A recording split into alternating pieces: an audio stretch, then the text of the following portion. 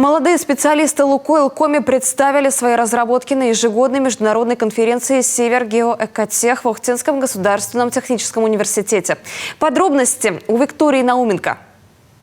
Конференция «Север-Геоэкотех» с 2000 года собирает в стенах Охтинского вуза талантливых молодых ученых со всей России и из-за ее пределов. Ежегодно в их числе и молодые специалисты «Лукойл Коми». В этом году они представляют 9 разработок, и каждая способна ощутимо усовершенствовать производственные процессы. Ребята проявляют свои знания на практике. Как раз они все приходят абсолютно свежие, молодые,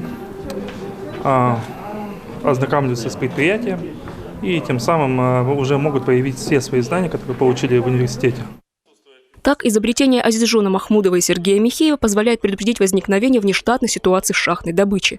Предложенная молодыми специалистами НШПП и Оригонефть закрытая система нефтесбора, или иначе говоря, нефтесборный коллектор, позволяет снизить температуру внутри шахты. Она влечет за собой снижение рудничной температуры в горной выработке.